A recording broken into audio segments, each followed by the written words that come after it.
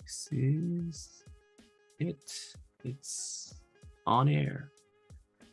Okay, then I have to check if the music is on. It is on. Right.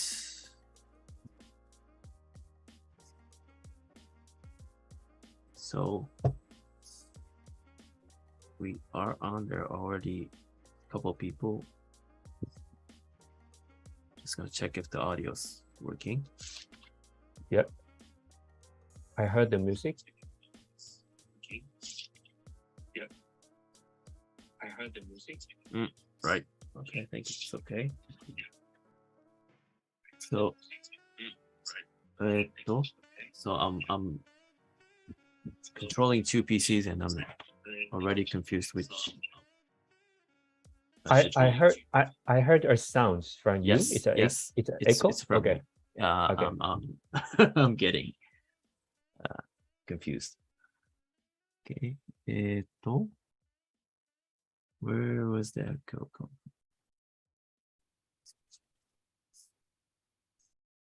Yes, I think this is okay. So.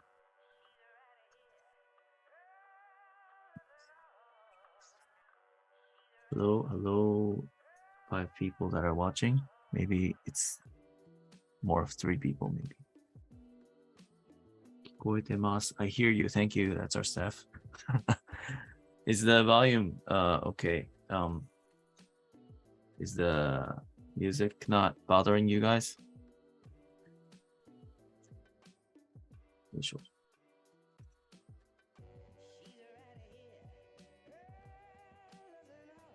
So what time is it in Paris now? 12 p.m. Just 12 p.m. at noon. Yeah. Lunchtime. Yeah. Sound levels are. Thank you for the comments. Yes. All right. So then I'm gonna introduce you later. So can I just mute you and put you off screen? And we'll see you later, Aldrich. All right.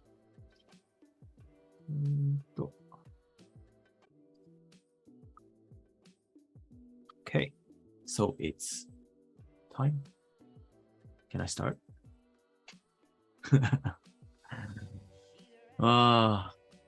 This is making me nervous.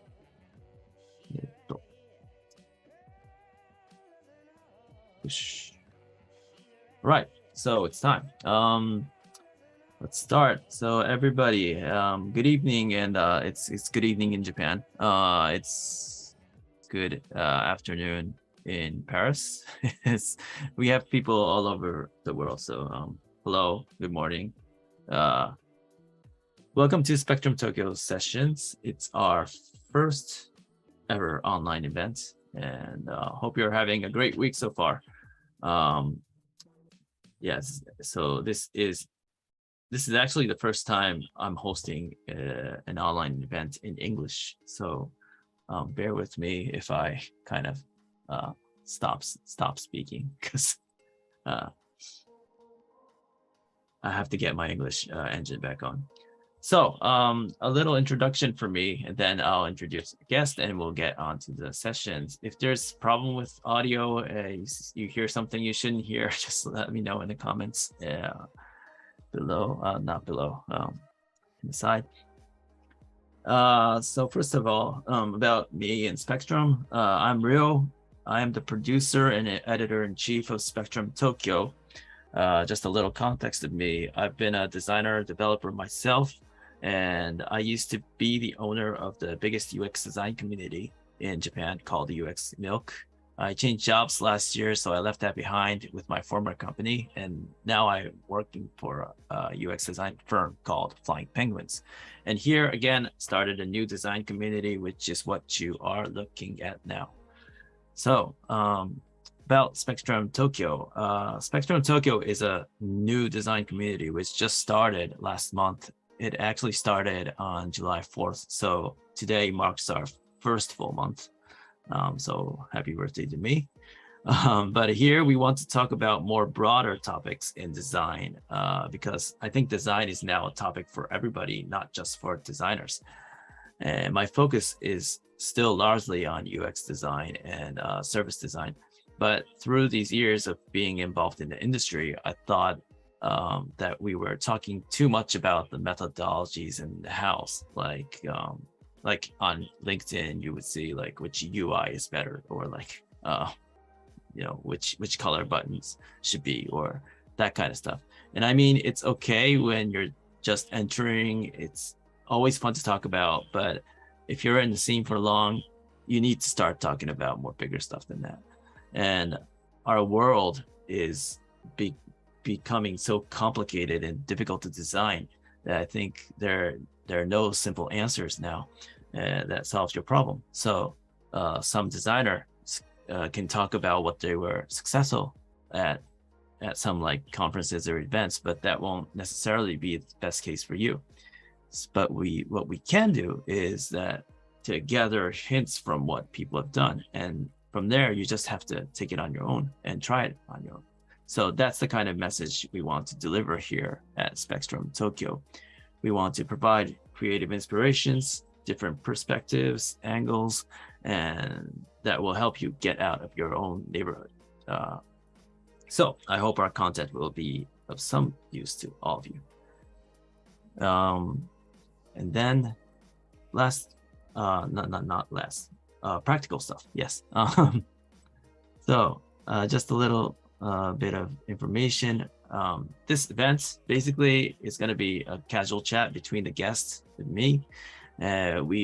We do have a couple of questions from the participants, so we will cover as much as possible.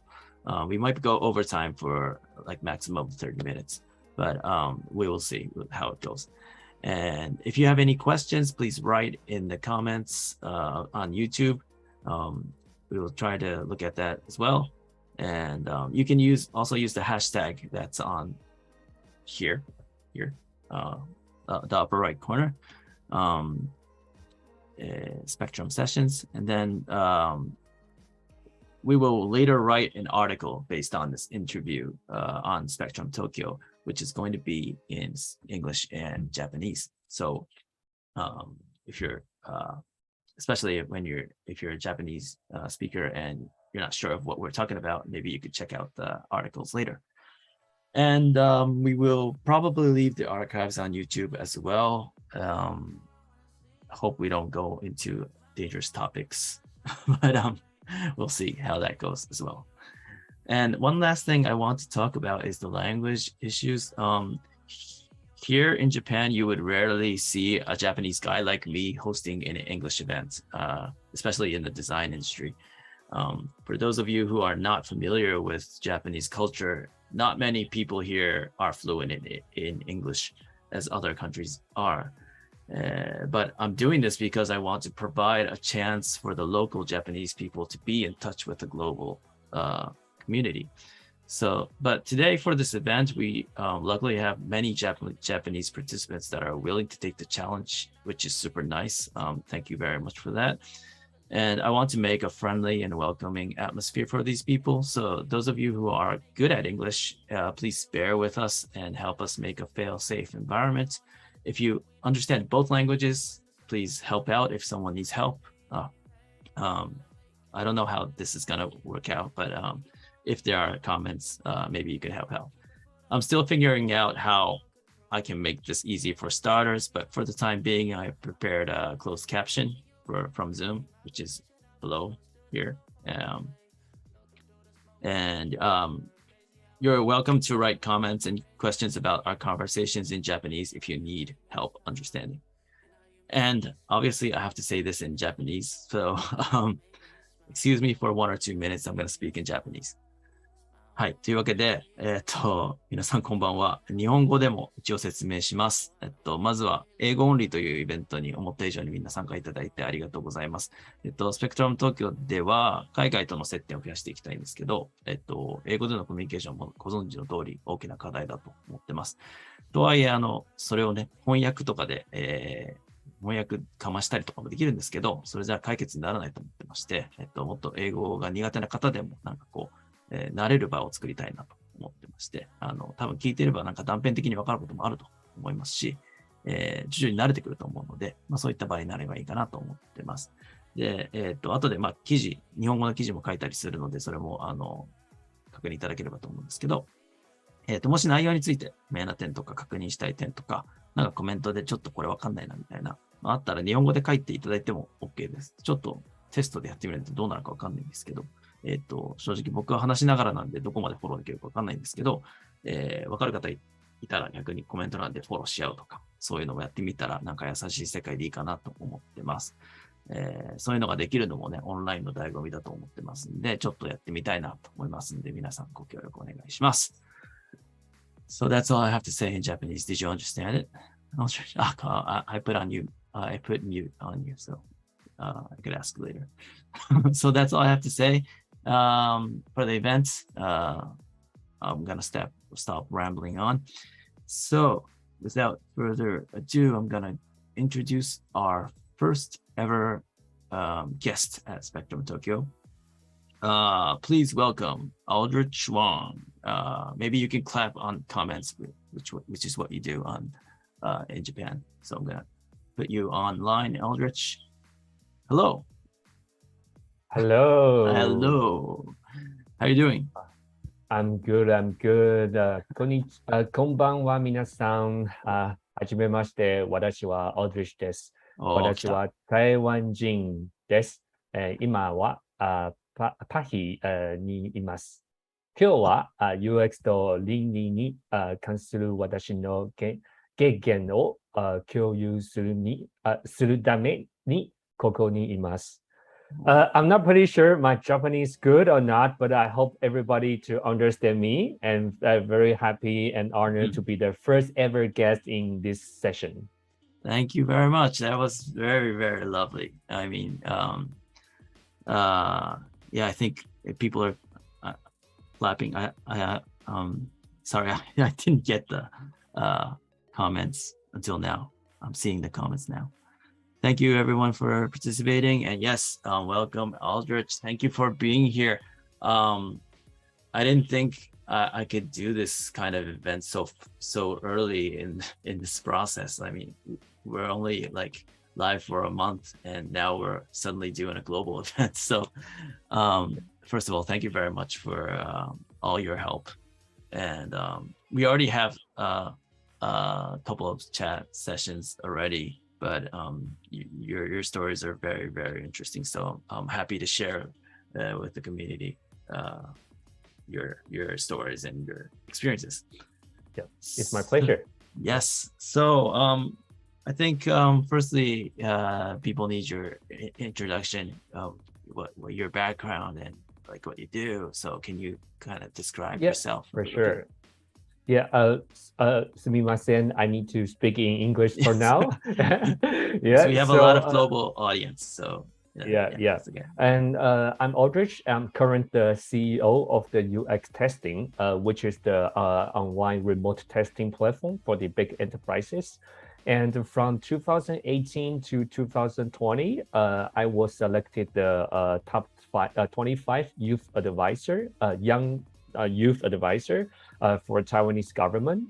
So I do believe everybody know Audrey Tong. It was my pleasure to work with her for the 2 years, and during the COVID, and how youth advisor we support the government and to protect the COVID, and also we have the experience to help the government to know the youth and the startup founder and the ecosystem and industry to know what the problem they face. And then our goal is to translate their language to the government to make the public policy.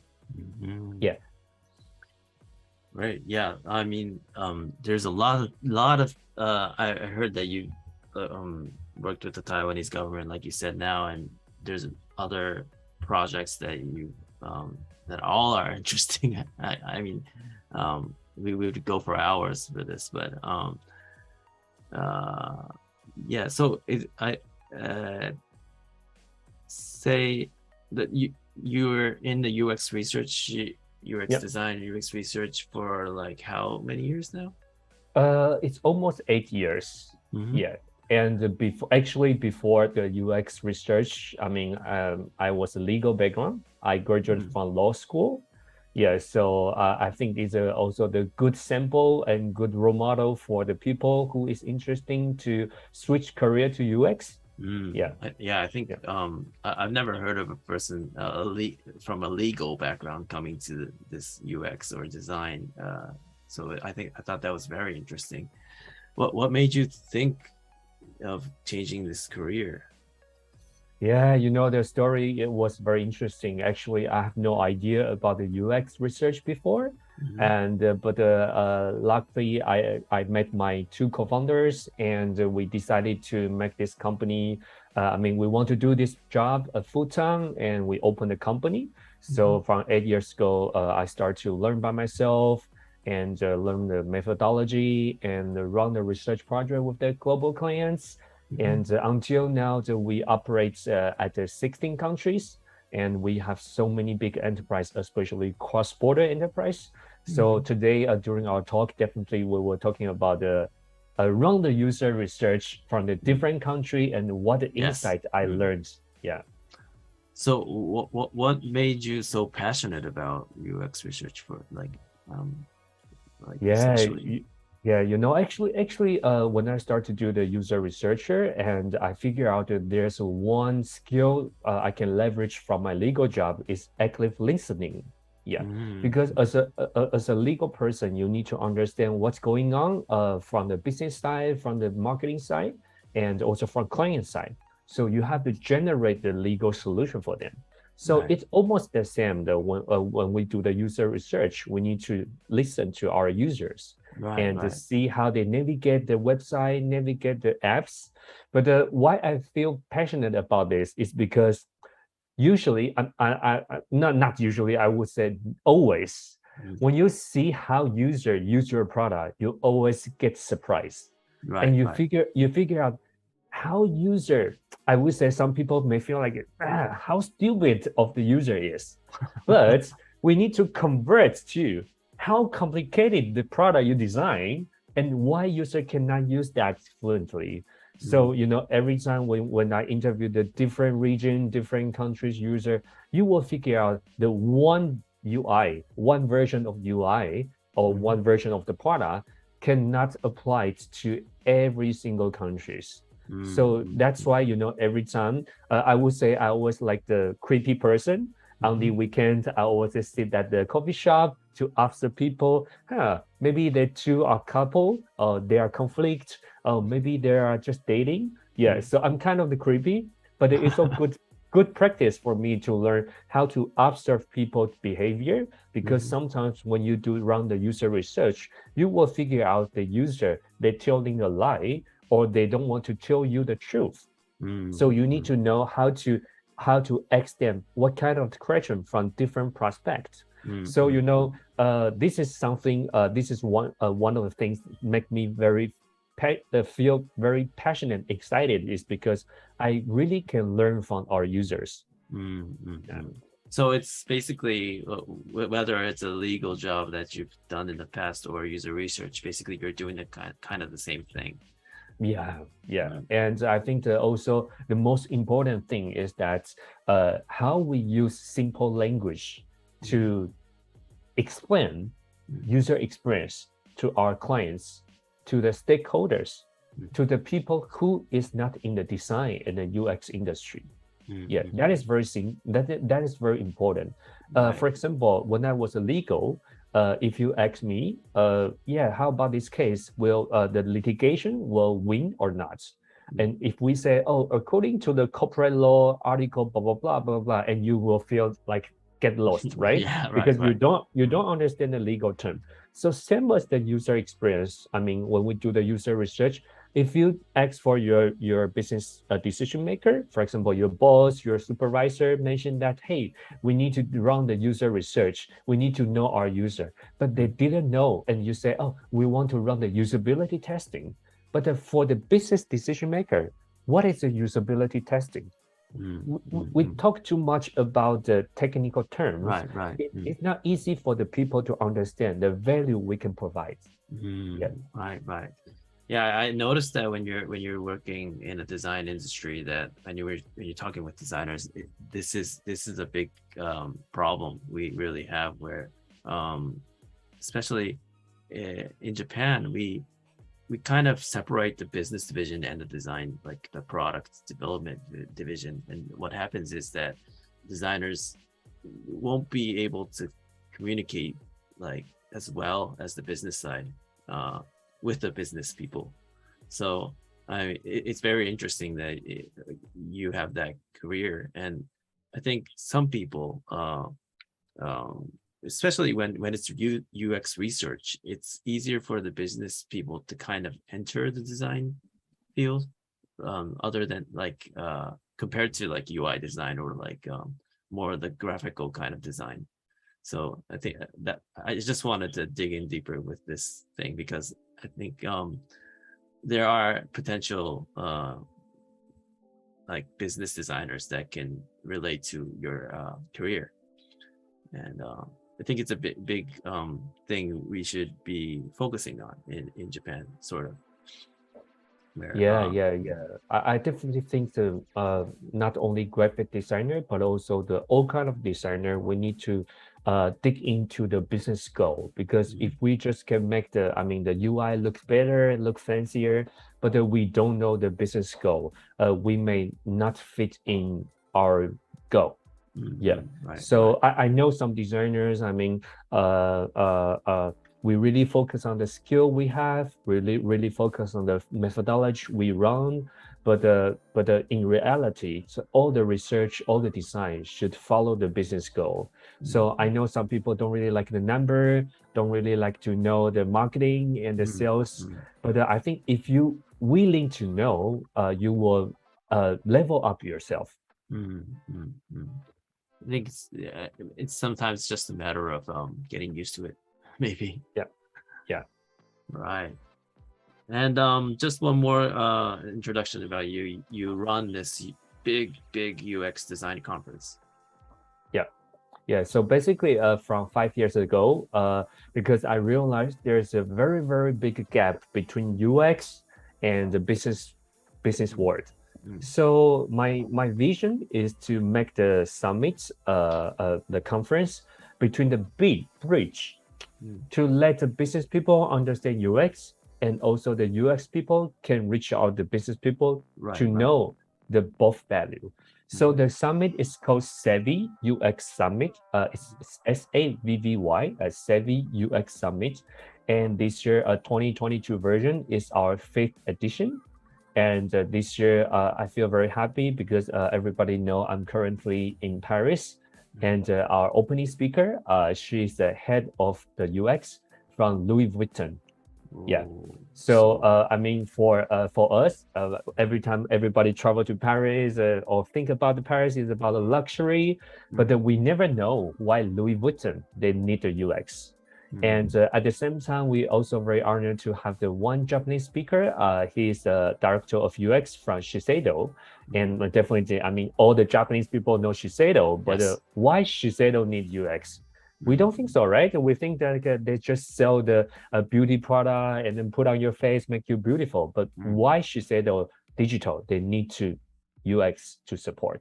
Yeah, so not only these two speaker, but also we have the other speaker from from different industry. So this year we have 22 speakers, all from different industry. So I'm not trying to do too much marketing here. I'm sorry. I kind of made you do that. Yeah, but I'm very welcome everybody to join this event, and this event will be the 26th to 28th August this month. Yes, and we Spectrum Tokyo are invited as a community partner. So I'm gonna post this and tell everyone about this in detail, hopefully tomorrow. So we'll talk about this later at the end.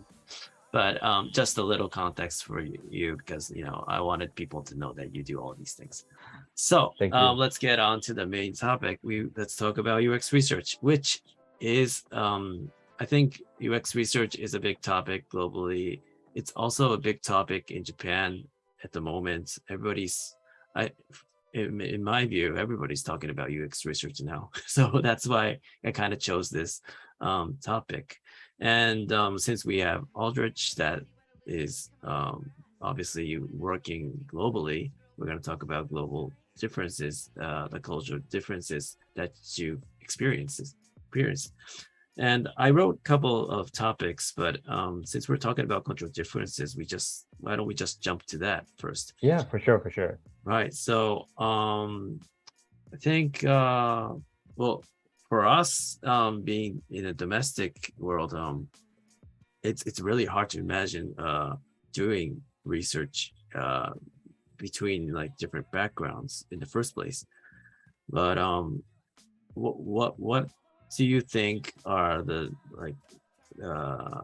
difficulties of doing research in all different kinds of countries? Yeah, so for me, this question is very good and very interesting. I think the difficulties, we have lots of difficulties when we run the user research globally, especially cross borders. Mm-hmm. Yeah, so I can give you guys some example. For example, that one of our clients asked us to run the research in Japan and in Southeast Asia and also in Europe. And usually before the research, we need to have the researcher meeting. We're talking about what is the business goal and how we define the persona. And also we need to write down and schedule all the tasks and the interview question. Right. But the interesting story is that usually for the Japanese markets, we will schedule more time. Right. For example, we usually run the remote testing, the interview with European in an hour. But for the Japanese, we usually need to schedule 90 minutes. And you will feel like, why? And it's maybe you guys can make a comment, you agree or not. And yes. But from my experience, that because Japanese people are very polite, but it's not easy to ice breaking. Yeah. So we need to do more time to talk, like, hey, Roy, and how are you? And you use more small talk and to make you feel comfortable. And then we can start to do the interview. This is the first insight I get. And the second one is we can talking about the language. For example, when I'm talking about the English is the low context language. Right. So I say, I like Japan. I don't like Japan. But when you ask Japanese people, do you like this product? Or Japanese people are very polite. They don't tell you they don't like. Or if you ask them, don't you like this product? Yeah. 全然じゃないです. Oh, yeah. Japanese people don't really tell you what they think. So about our research guideline, usually for the Japanese version, we need to prepare more question because we need to ask the question from this angle, and we don't get the answer. Okay, we go another angle. Right. We still don't get the answer. We go another angle. So Japanese and the Mandarin, because I'm from Taiwan, so I speak in Mandarin. Mandarin and Japanese are high context language. So we usually describe more, and then we can get the insight. Right. So that's why we need to spend more time on the interview. But compared to English speaking country, usually it's a low context. So we are easy to get the user insight. And also, as I said, I'm in France, and French is also the high context, same as Japanese and Mandarin. So we need to spend more time to interview them. And also, usually after interview, we will do some survey and ask you like, hey, do you like this product? If I give you 1 to 10, the score, which score you will get? And the very interesting insight I get is usually the English speaking country, if they feel very positive, they will give you around like an 8 to 10. Right. So you are obviously to understand, oh, they get good experience about your product. Yeah. But especially in Japan, people usually give in the middle, 4 to 6. Yes. Yeah, or 5. So we don't really know you like the product or you don't like the product. Yeah. So this is very interesting. I mean, the cultural difference also, apply to the research. So usually in Japan, our survey, we will do 1 to 100. We don't do 1 to 10 because 1 to 10, Japanese people will keep it in 5, 6 to 6, 4 to 6. But if we do 1 to 100, okay, we are easy to see what's difference and how people really think. Okay. So yeah, and also I can give you another example. It's about the emotion. Right. For example, when we run the research in United States, I would say it depends on the personality, but just generally speaking, American are more open, and they are I would not say it's emotional, but they are happy to share with you how they feel. Yes. So if they feel the product is not good, they'll say, this app sucks. Okay, yes. So it's very easy to understand, right? But when you interview the Japanese people, and Japanese people like a poker face. Yeah. So as a researchers, I don't really can get the insight from the facial expression.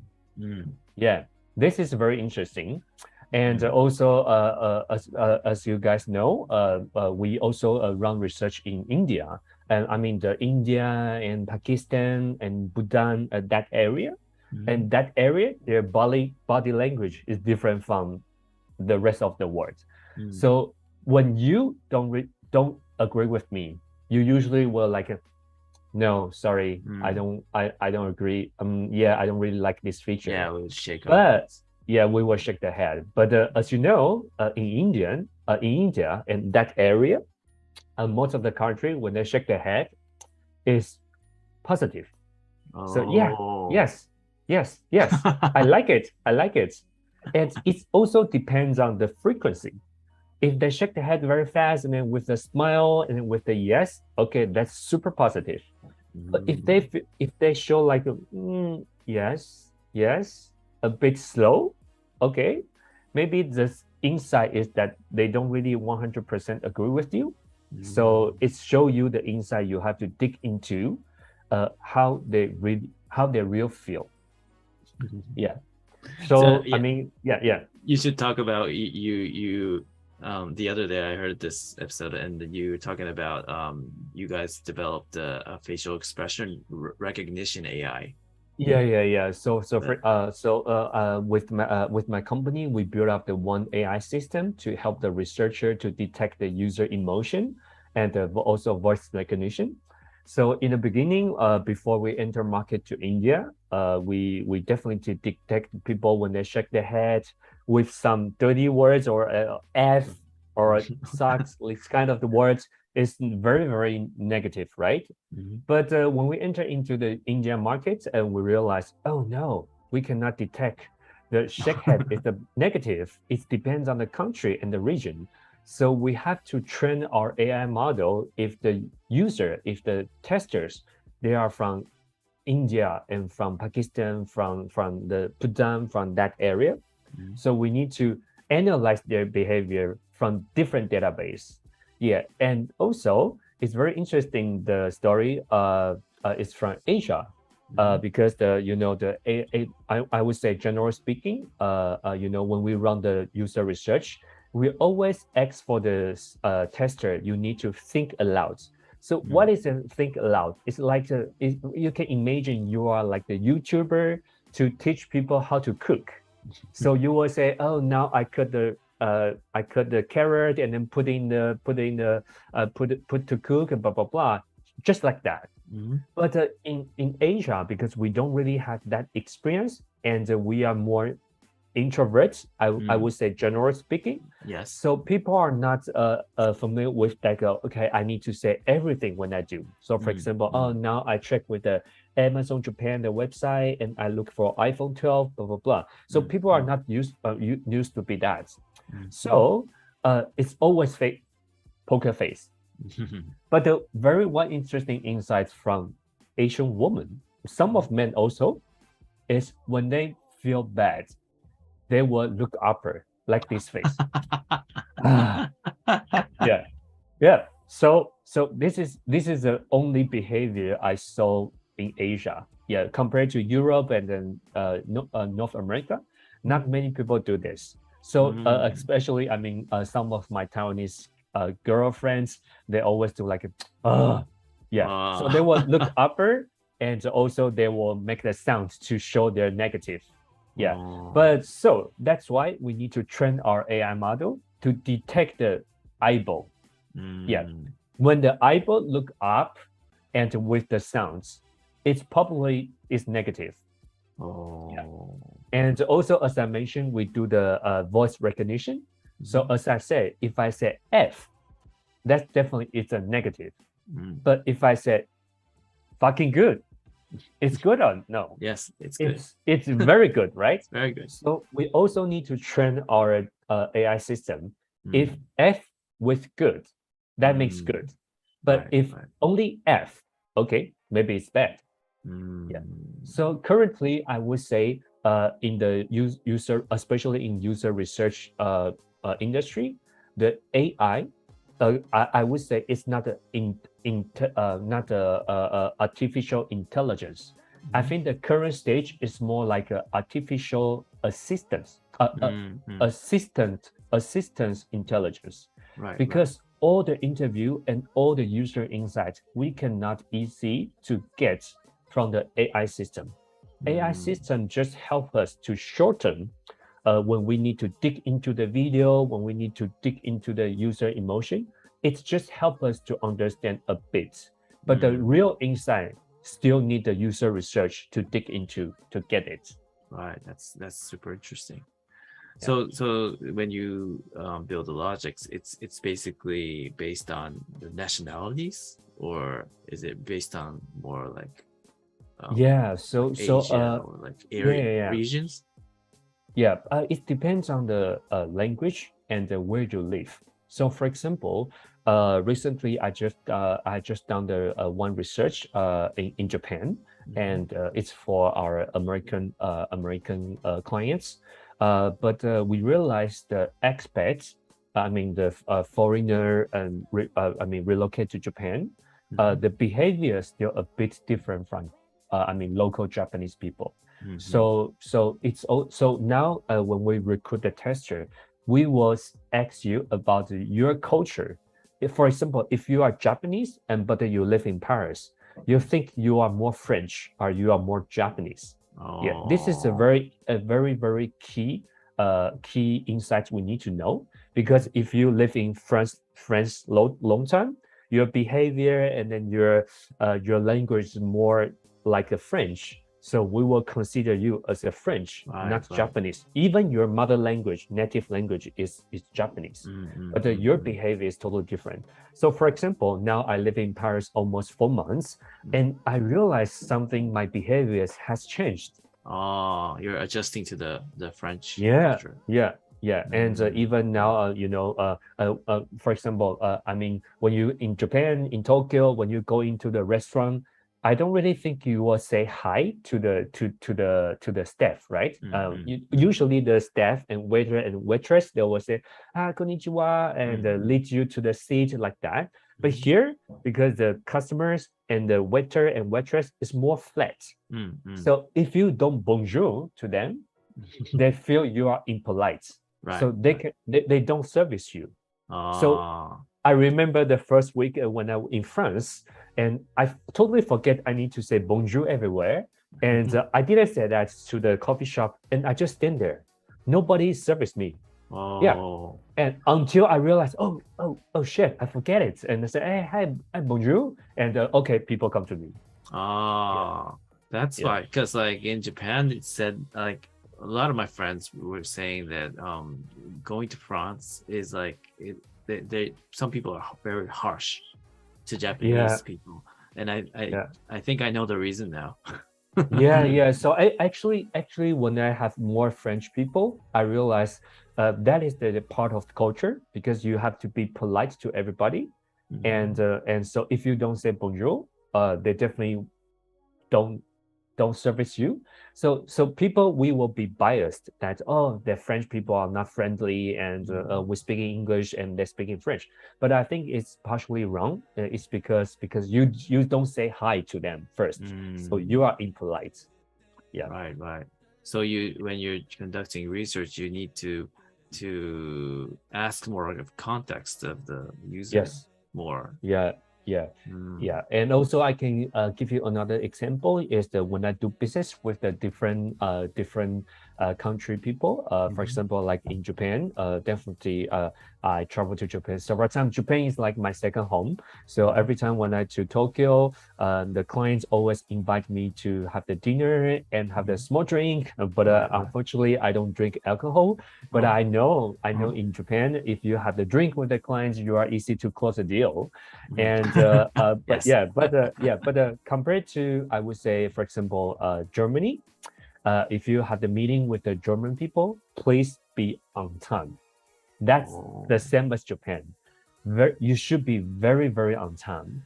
And we may think, in the beginning of the meeting, we can do some like the small talk, and like because I live in States a bit a while, so I mean, people, we are used to be like the small talk, and then say, hey, where are you, and where are you based, and how's the weather, how was food. We were talking about everything as a small talk. But but be careful when you have the meeting with the German people. Don't spend time on the small talk. Please straightforward to the topic. Yeah. And if the meeting just 30 minutes, okay, go to the point directly. Don't spend time too much on the small talk. Yeah. But compared to French people, the small talk works. And Netherlands as well. UK depends. Depends. Yeah. So it's very interesting. But I mean, circle back to the United States. If you don't do small talk, you cannot get the trust from the clients. So I think that there's one culture insight I've learned is in Asia, I would say, generally speaking, we don't trust you in the beginning. And when we get on with each other, we have several meetings, I start to trust you. Yeah. But compared to Western society, they trust you first. Yeah. But if you say something bad, or if you are a liar, they figure out, okay, they don't trust you anymore. Yeah. So the time you're spending on the small talk, it all depends. I cannot say like for Japanese, you should talk 15 minutes. For German people, of course, 0. No, it all depends. Yeah, but it's very interesting insights. Right. So you just have to experience it all, like all the things that you said, you just have to go through the failures and stuff, right? Just to know the culture and stuff. Is there any so you've been through all these stuff, and now if you're going to a new country, you know that you have to learn the culture, right? Yes. Usually what would you do to avoid these failures? They definitely before I enter to the new country, I will try to link my connection to know the local people. And I prefer to meet the local people in person firstly, and then to meet my potential clients. And also I will ask them about the culture, the cultural things, whether I need to be careful. Yeah, because as a foreigner, we are easy to make a cultural mistake, but we don't know. Yeah, but when you understand that, and you will respect the culture, and then you will adapt it. But I would say it's not easy to run the business everywhere by yourself. For example, like me, English totally fine for me, but it doesn't mean I can speak in English. I can do the business everywhere. So for example, in Japan, so I need the local people to help, and for the India as well. And for French, for French as well, because French people prefer to speak in French. Yeah, so it all depends on the country and the region, and also the English level, and also the attitude. Yeah. So now when I speak in Mandarin, the Taiwanese culture is close to Japanese culture. So we may like people to be humble and speak less and then respectful. But then when I speak in English, it's more American. Yeah. So if I use this kind of the gesture and the attitude to Japan, maybe Japanese clients don't really like me. Yeah, and feel maybe. like he's too extrovert and he don't drink alcohol. No, bye. Maybe, I don't know. Yeah, but yeah, it's very interesting. Yeah. Oh, great.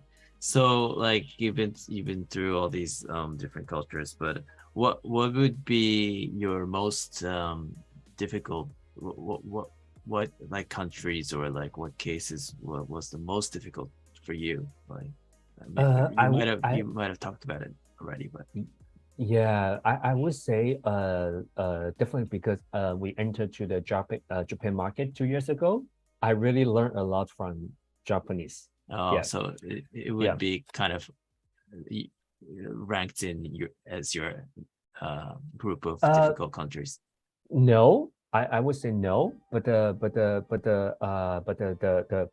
Japanese people, I think they are more introverts. I mean, when if I were the stranger, or if the people I want to interview them, but I would say Japanese people are very, very responsible for what their commitment. Yeah. So I want to share the stories that when we need to run the research, definitely we need to contact with all the testers. And Japanese people are very, very responsive. Yeah. So that is another issue. I think that for Japan, the big issue is the language. But for Southeast Asia, I think the issue is how we connect with them. Yeah, because the Southeast Asia depends on the industry, but I would say, generally speaking, people are not really into email culture, but they're into message culture. Right. So, yeah. So, and also, I mean, in Europe, depends on the country, but most of people will reply the email. But in United States, definitely email works, but they prefer phone call. Yeah. So when you have to contact with the testers, Japanese people 100% okay with the email. So we send the email, they always reply. But Southeast Asian, you need to like exchange your Facebook account or WhatsApp or Zello or other messenger app, because for them it's kind of like a mix their personal life with the business world. So people usually use the Facebook as a business communication tools. But I'm not pretty sure in Japan, but I know people in Japan, Thailand, and Taiwan, we use Line more, and the Line is more like the personal use. Yes. And also people are very active on Twitter. But the interesting is in whole Asia, Twitter is not that popular except Japan, India, and Thailand. Yeah. So for us, when we run the research in Japan, we need to get the testers' emails, and in case if they don't show up, we will ask them their line ID. But when we do the research in Southeast Asia, and people just say, "Oh, I give you my Facebook account," but for me, Facebook is my personal life. I don't really want to share. But this is a real thing. You need to adapt the culture. And even in Philippines, in Vietnam, they have their own like the Line, their version of Line. Right. Yeah, and also WhatsApp only works in Malaysia, Singapore, and Indonesia. And other countries, they don't really use WhatsApp. Yeah. And also in Europe and in United States, definitely linking is the first enter point. Yeah, you cannot ask the tester that, can you share with your Facebook account to me, or can you share with the WhatsApp to me? It's kind of like impolite and a little bit rude, because because Facebook and the Twitter for them is more like a personally. But some people definitely do business on Twitter. But usually we just get their phone number, and then we call them. Yeah, but we don't ask them about their Facebook account. Yeah. I think this is a really delicate issue because last year I went to Denmark and I kind of experienced the same thing because we don't really use that much LinkedIn here in Japan. So I did have an account, but I felt the need that I need to reactivate it when I went to the design conference in Denmark because everybody was suddenly talking about LinkedIn and nobody's sharing their Twitter and as you said, I noticed that it was more private thing for them but here in Japan it's more public. It's Twitter and maybe Facebook used to be kind of a business tool also, but now I don't know. It's more the older people that use Facebook, I guess. But yeah, so I think it's very hard because when you're accustomed to your own country and you use it different than the other side, it's really hard, right? So yeah. Well, it must be hard for you because then you would have lots of accounts. Yeah. So that's not not private. in my iPhone, and now I have 7 messenger app: Facebook Messenger, Line, WhatsApp, Zello, and I mean others for different countries. Yeah. Yeah. Right. Yeah, that's a perspective that you wouldn't really realize when you're in Japan, and that's very interesting. We had one question. It's kind of change of topic, but when you're conducting research in a culturally different environment, like for the same product, like you were saying, you would go to Europe, Asia, and then for the same product. I would say the reporting and how you do the research results, it would be kind of difficult. Yeah, you can't standardize.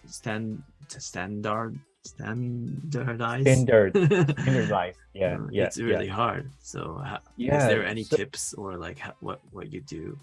Yeah, so usually we run the research from different local researcher, definitely because the language issue. So local researcher can get the insights, and after we get for example, like we get the inside report from 5 researchers from 5 countries, we need to start to think about our product. For example, we want to use one standard for the 5 countries, or we figure out the cultural difference and the insight are totally opposites. So we can build up another version for Japan. We can build up another version for Taiwan, and another version for other country. So I would say there's no standard that I know most of the company, they want to use just one app, but for different countries. But if you have the resources to dig into the different region, it's definitely better to have the different version for different country.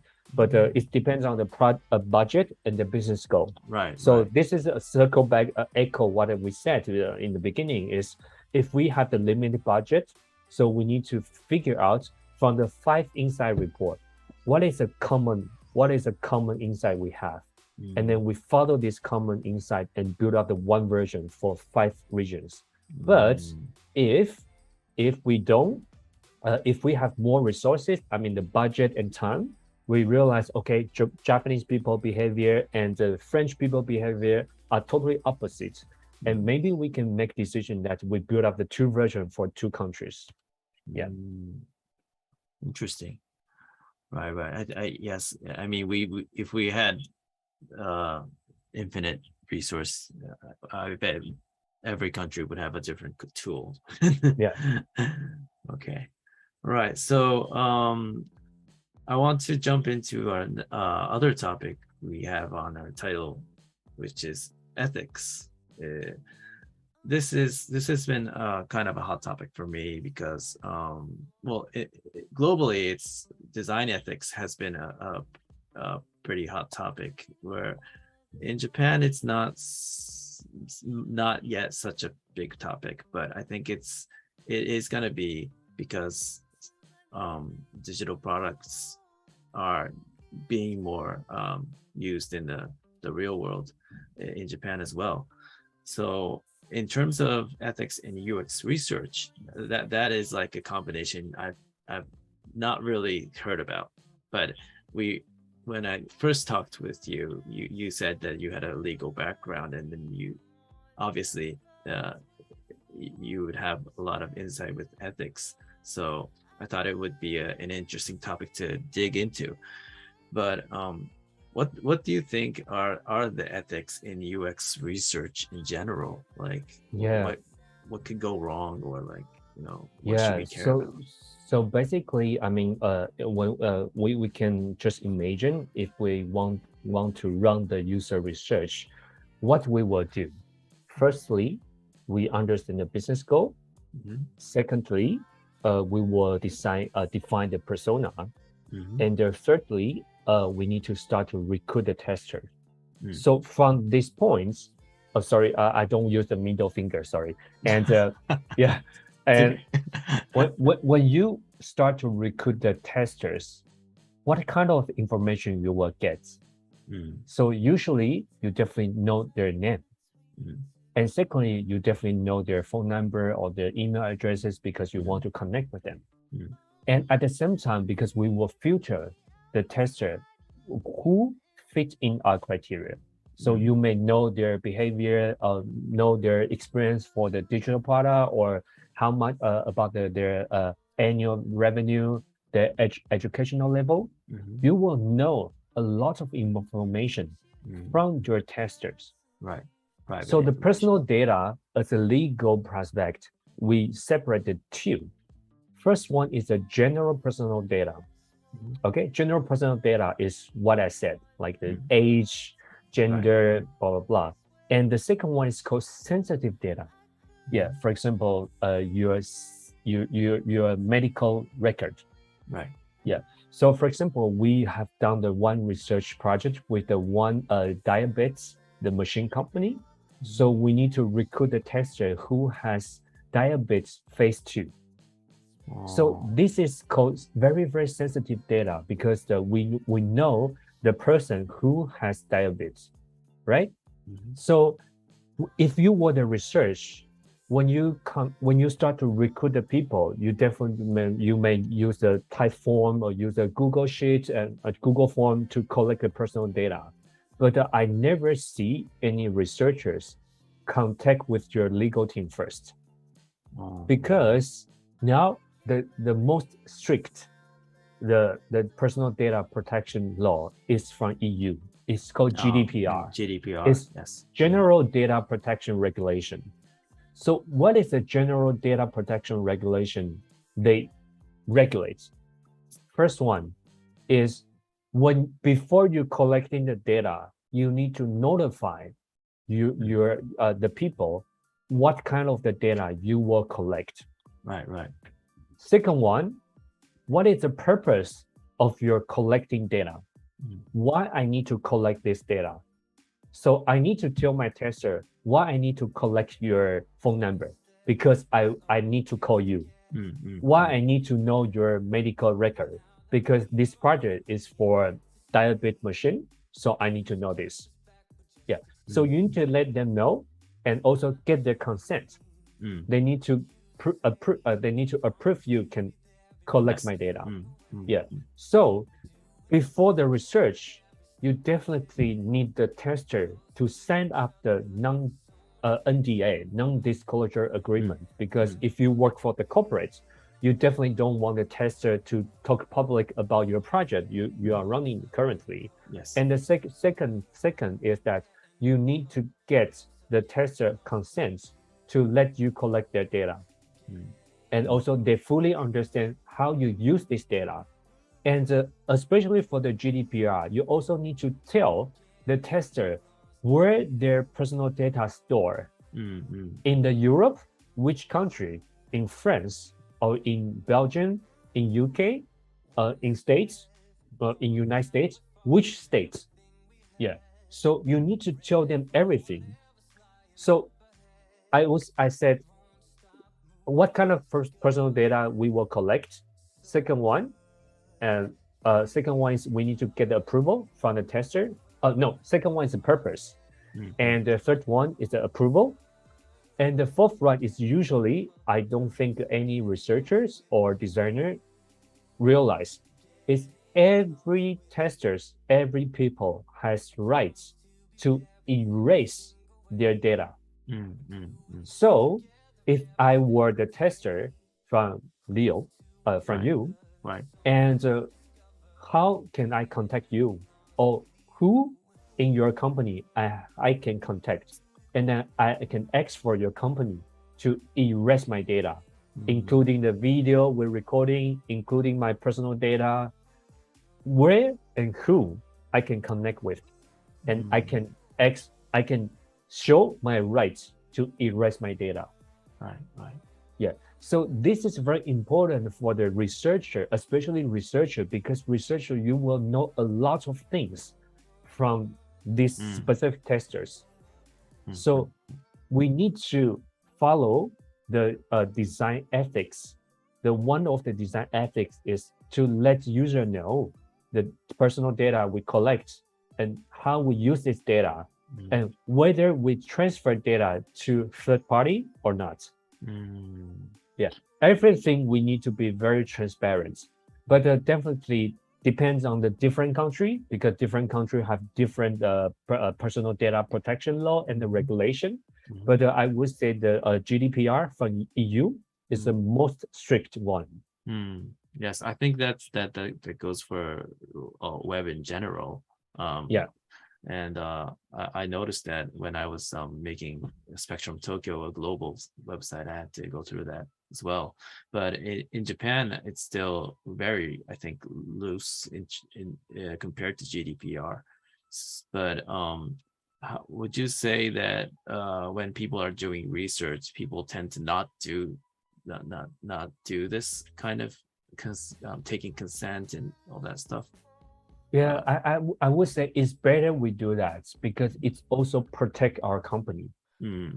Yeah, if you don't do that, and people come to you say, hey, I want to erase my personal data, and you say, oh, but we don't do this, and it may lead to the litigation or other conflict. I don't know, but it's better as a researcher, we need to have some legal knowledge and collaborate with your legal team to get the contract templates, and then use make this process as one of the process of our research.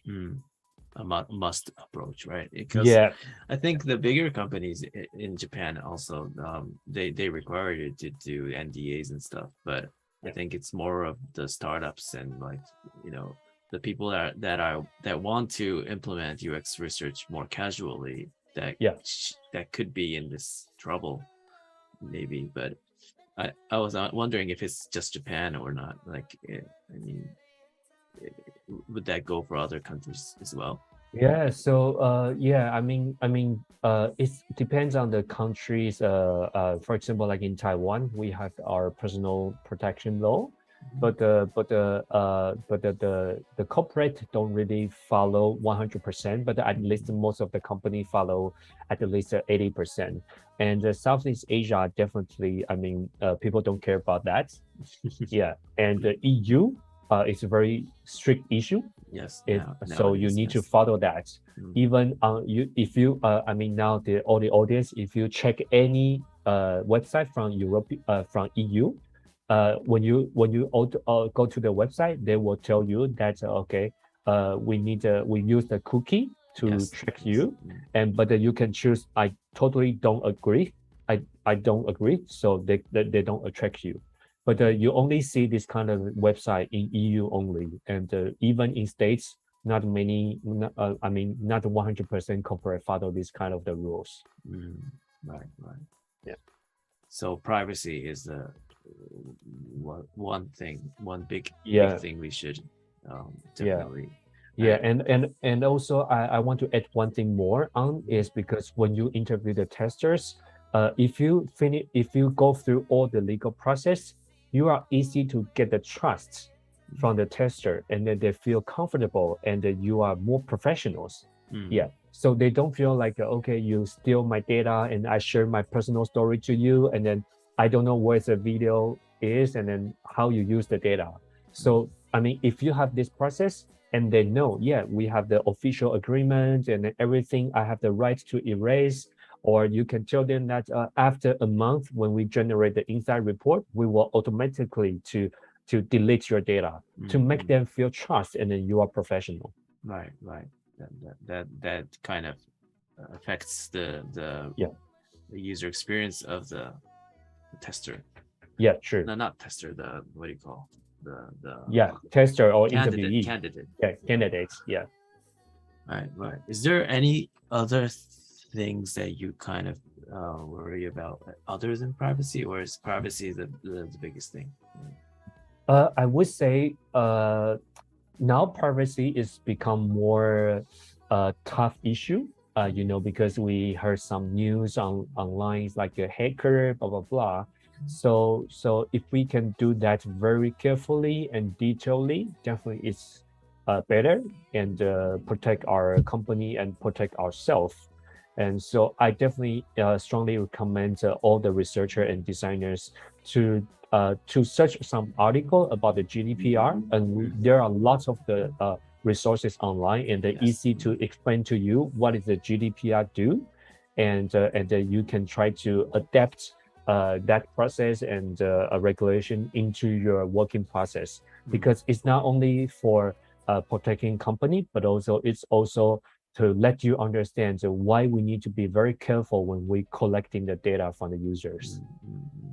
I think more or less, and I mean, it's only Europe, but I think the GDPR, if we cover GDPR, we will be much safer. And also the GDPR is not applied to EU only. It's also applied to if you have any European clients, you need to follow GDPR. So for example, if I'm working at the Rakuten, Japan, and we have users, it's European. So Rakuten also have to follow up GDPR. Yeah, so this is the like a global thing. It's not the only within EU. It depends on, do you have any clients or user from EU? So if you say, oh, we are Japanese startup and we only have Japanese users, okay, totally fine. But if you have at least one European users, you have to follow GDPR. Yeah, it's good you say that, because we don't really have a chance to kind of get insights like this. So yeah, we should definitely check that out more, I think. Yep. Right. So we are kind of past an hour, but we have a comment from the YouTube, and just gonna read it out maybe. Do we have to wake up everybody, or everybody's still online? It's a pity you can't see the response, but I think yes, we do have people that are really listening, I guess. Would like to ask if there's any recommended resources to learn about this. What's this? I think it's a culture in difference. Yeah, I would say it's really hard to learn online, because I mean, everything I share is all depends on my personal experience. I spent some time to living at a different country and business trip a lot, and met many local friends, and then you start to know it. So it's not easy to like if I write the article and people read this, and I don't really want to lead everybody to be the biased. Because we have the general picture of the country, but also it all depends on the personality, right? Because I mean, Japanese people, still some of them are very extroverts, some of them are very good in English, but some of them are more introverts. So we just can share the insights. Yeah. So I would say, as a research, we also need to go back to the individual about their behavior, their habits, their feedback. So we need to go deeper into their individually. Right. So I mean, it's not easy to say, oh, where is the resources that we can learn about the cultural difference in the research and communication. So I would say that the best way is that to try to make more global friends. Yeah, I know maybe Japanese people are more introverts, but I would say every country loves Japan. Yeah, Japan has very strong, unique culture, but it depends on how open your mind. If you are open-minded people and even you are limited English, totally fine, because we don't expect you can speak a very good English. So if you can make more people, for example, I'm not trying to do marketing, but last year in our summit, we have above 72 country nationalities to join my summit. So people make friends globally directly. So I'm very happy that I can see everybody know each other, and then they schedule another call with each other. I think it's the best way to let you to know people globally. Yes. I think the best take from this is that you provide all these stories, and it's just one of the many possibilities that we might encounter. And I think the biggest take is that it all depends on the case. So just like don't rely on what you've heard or what you've read. Just like face the person right in front of you every time. Yeah. And I think that's the answer to the learning. So yeah, that's I think very good advice. Yes, so everybody's starting to write questions. We are in the mode of reading out questions, so if anyone has questions, feel free to write it down. Any tips for finding local researchers?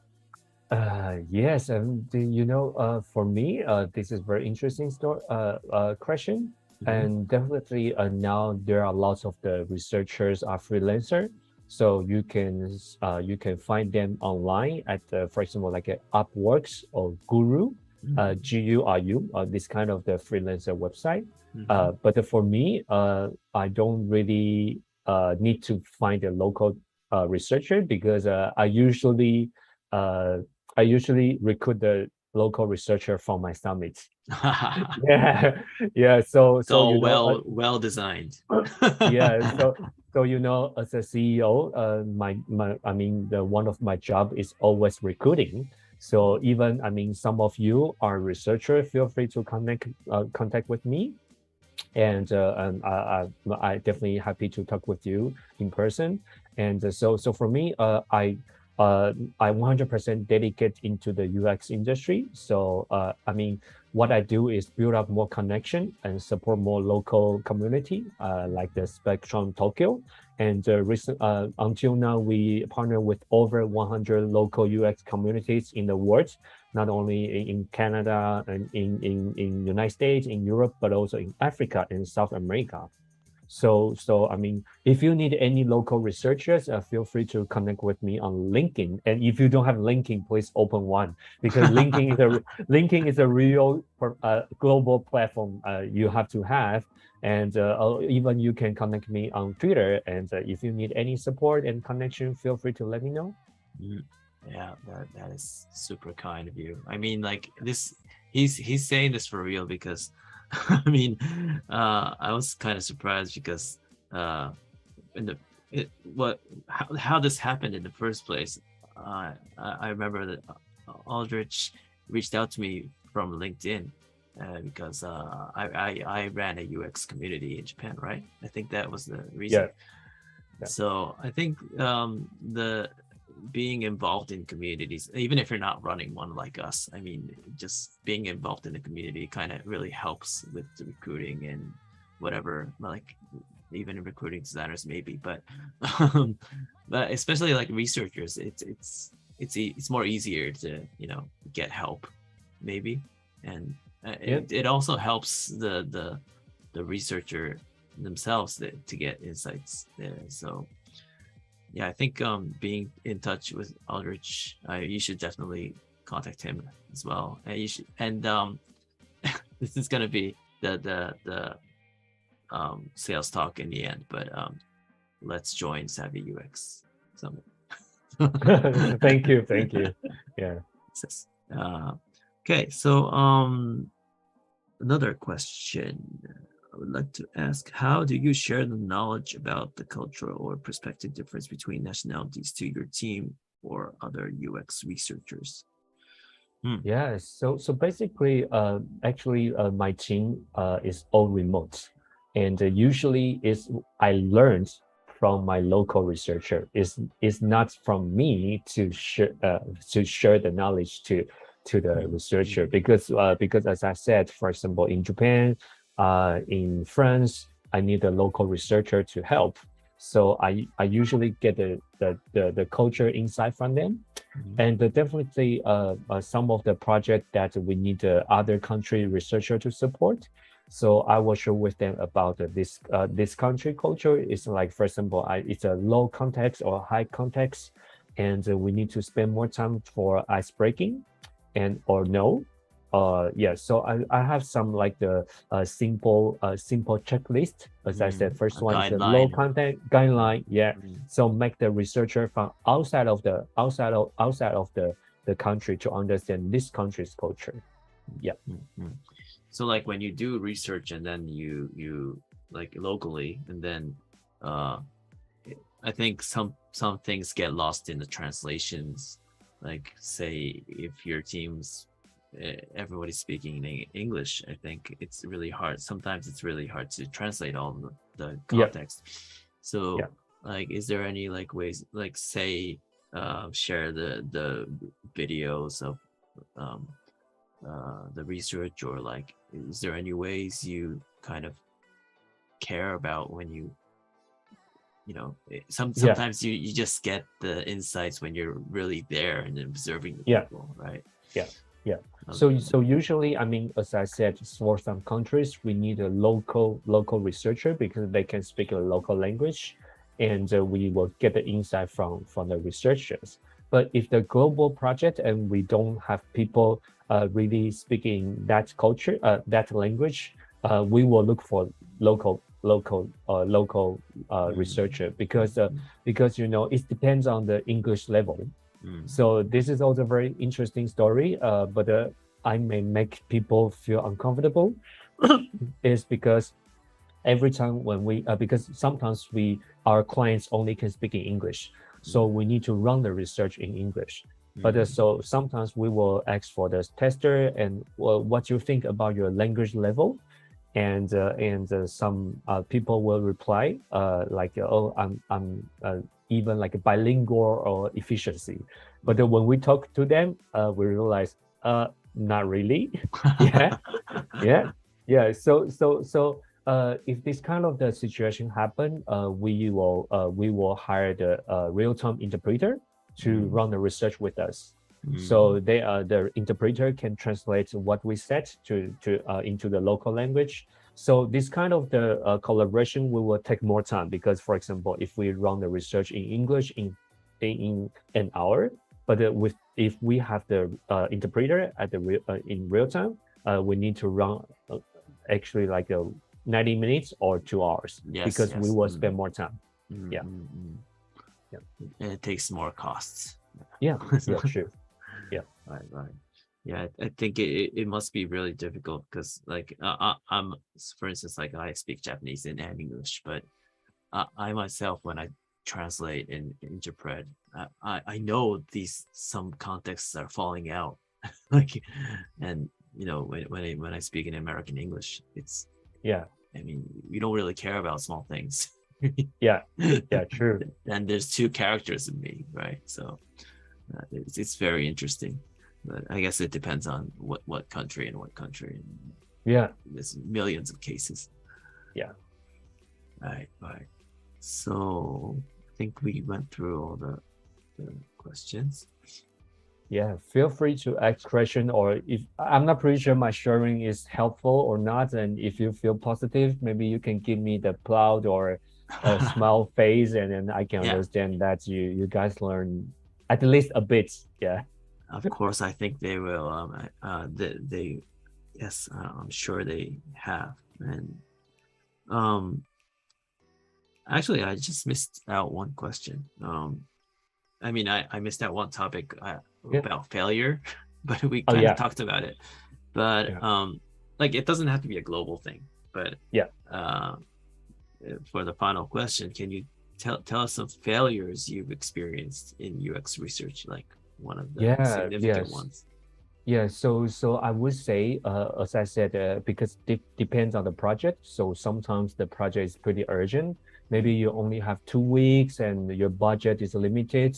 So you cannot really have the time to recruit the right tester, or the tester don't really fit in your criteria. So you may get the wrong insights and then generate the wrong reports to your decision maker. And also sometimes that if you don't prepare enough. So this is a one thing I recommend everybody is that before research, before interview, you need to 100% well prepared.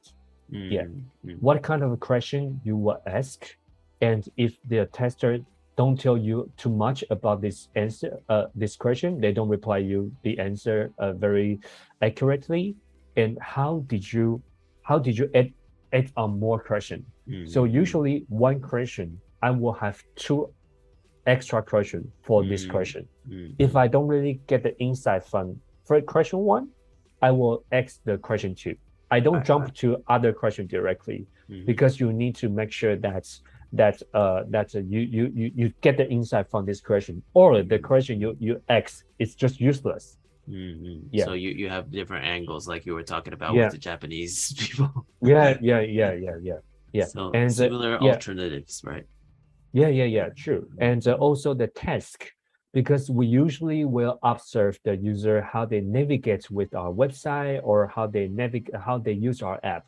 So when you review how they do it, I usually recommend the researcher don't run the research by yourself, because you are very busy to interview the testers and observe what they do. So usually in my team, we have another one researcher as an observer. But the observer, you don't have to say anything. You just be quiet.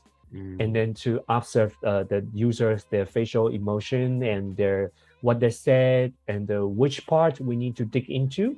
For example, they may make the notes like, okay, 2 minutes, 50 seconds, Aldrich face like the shit. So we need to dig deeper into that.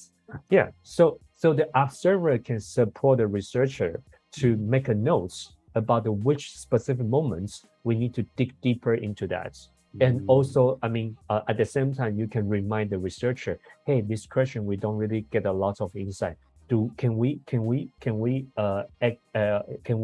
ask more about this? Yeah, so it's kind of like collaboration. It doesn't mean like the researcher is higher than observer. No, observer is the like assistant of the researcher, and the researcher, for example, like now I talking to you, but I don't have any assistant for me. But I also look at the comments at the same time. So you guys maybe see I'm not really focused on the screen, because I look at your comments with the smile face. Yeah, so it's very important. So that's why this is why we build up the AI system to support the researcher, because not many companies they don't have many researchers at the same time. So the technology can help the researcher to find out which specific moments user feel confused, happy, exciting, or sadness. Yeah, just to boost your senses and like yes, like having an extra eye or ear, I guess. Yeah. Right. Thank you. We have one question. Do you involve local researchers and interpreters from the start of the project, or engage them once the project's goals and sessions designs are written? Usually, yes, we will involve a researcher, but the interpreter depends, because interpreters sometimes we hire real professional interpreters, but they don't really need to know what is the project goal. but the local researcher need to involve because he or she need to know the project goal. But it also depends, because sometimes the project is pretty urgent, and our in-house researcher will make the decision with the clients, also for our own project, and then we will define and design all the guidelines for the local researcher to execute it. Yeah, so it depends, but usually I would say yes, we involve local researcher from the start of the when the project is in the beginning. I get it. Thank you very much. Right. So I think we are kind of coming to the end. It's gonna be it's about like 1 hour and 23 minutes now. So I think we will kind of wrap up. Yeah, can I ask one question to the audience? Yes, sure. Yeah, I want to know if I write one article about the cultural difference and around the research. Do you guys are you guys interested in that? If you guys interested in that, I definitely will spend some time to write the article and more detailed and share with you all. Oh, that's great. I mean, this is going to be an article also, though. I hope it doesn't. Yeah. No. You write first. Yeah. Yeah, it's okay. Yes. So yeah, I have people that are watching live stream. Please give some kind of it could be emoji, whatever. Yes, please. Vote for me. I mean, thank you very much. I wouldn't say like, no, we don't need it. You wouldn't hear that. Yeah. Thanks for all the responses. Yes, I think you should do that. Okay. Like, if you were to write it, where would you write it? I usually write on my personal medium. Oh, okay. Yeah, but also actually, I need to do marketing again. Actually, this year the Savvy UX Summit, I also was talking about the UX operation in different countries. Yeah, but it's more about the operation side. It's not for research side. Yeah. I think that's another topic that everybody would be interested about. So you should do that. You should really do that. Okay. I mean, I would want for you to write it on Spectrum Tokyo as well. For sure. Thank you for inviting, and thanks everybody to assign me the one homework. You would have lots of homework. All right. So speaking of which, well, we already talked about it, but for the outro, you are free to talk about anything you want to share, which would be the Savvy UX Summit, I guess. Yeah, so again, every single year, I do really spend lots of time to invite very, very experienced researcher and UX leaders from every company. So this year, not only Louis Vuitton and the Shiseido, but also we have the Ubisoft, and which is one of the big gaming company in the world. Yes. And the director, she will share about how to design the gaming platform with the player and the software. And also definitely we have the Google, we have the Netflix, and we also have the SoftBank robot. And the director of UX, she was sharing about how they design the robotics between human, and how the interaction.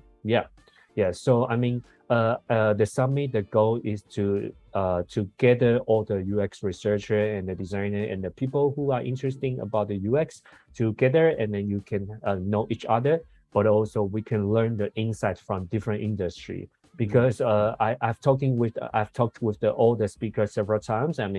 I definitely get a very, very specific industry insight. If you want to work for the industry you like, for example, you want to work for Shiseido, you want to work for a luxury industry, do you really need to know the industry knowledge or no? Or you just need to be the user research?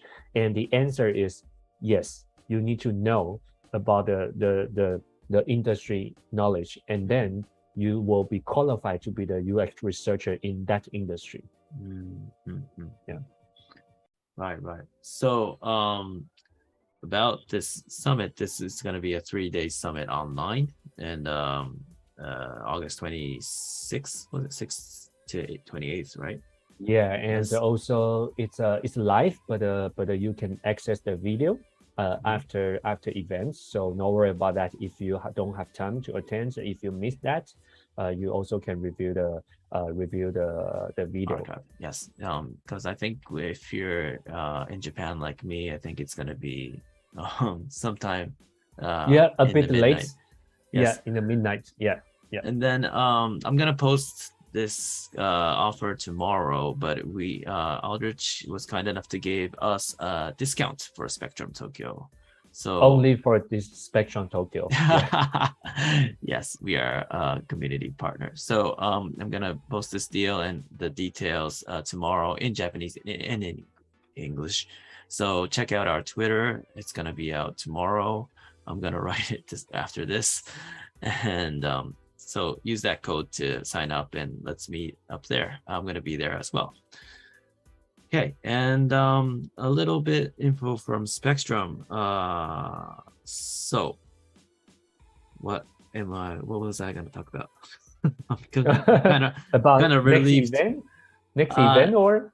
Yes, we are gonna have events like this, but I'm hoping to do all sorts of events, like meetup events. This one is called Spectrum Sessions, which is a talk session event, and I am definitely looking for another speaker to guest to come. So if you're interested in talking with me, you should contact me later via the website.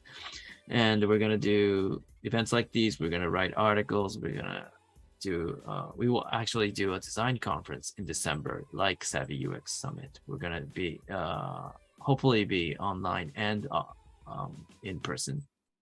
And so if you're interested in participating, just contact me. If you're a UX person or whatever that's interested in design. I'm always looking for connections. I just started this whole community, and I'm still looking for new connections. So feel free to hit me up. And yeah, I think that's about it. And then since this is our first ever online events, I am very curious about what you thought about it. And I know these surveys are boring and nobody really answers them, but since this is our first event, please cooperate in giving us an insight. And I'll paste, actually the Google form is on the description of the YouTube, and I'm gonna paste it on the chat right now. So please take 2 or 3 minutes and give us some insights, whether you liked it or not. I mean, it's gonna be the things we talked about. It's I think the rating was like 1 to 10. So okay, so yeah, so be yourself. Yeah, Yes. don't be influenced by me. Okay, yeah, be yourself. Yeah. So please write if you liked it. I would say 6 is a good rating for Japanese, but yeah, I would someone from our staff be kind enough to find the Google form link and paste it on the chat? And yeah, I'm hoping somebody would do that for me because I'm lost. Yes, so we're gonna do events like these. We're gonna do all sorts of things, and then I'm hoping to do another collaboration with Aldrich as well, because he's like the nicest guy I've met this year. So I'm hoping to do more things with you. Yeah, it's my pleasure. And also, I mean, if you guys want to learn another topics and just talk to Leo and then to see how he invites me.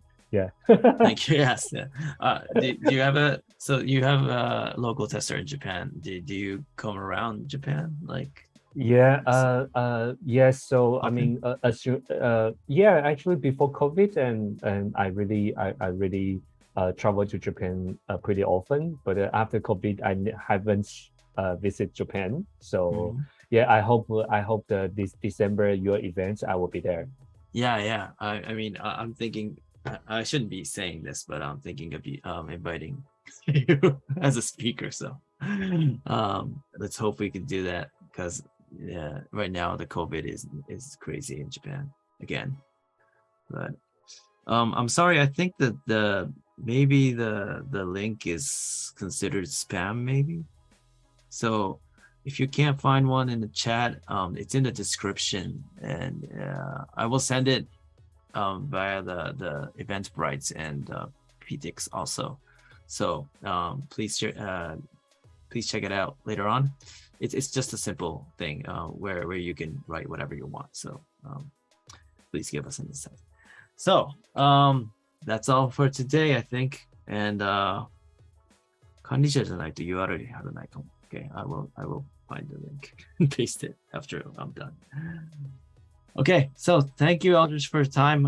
I know you were busy before your big event. Thank you for taking your time to do all this for us, and hope to do this again.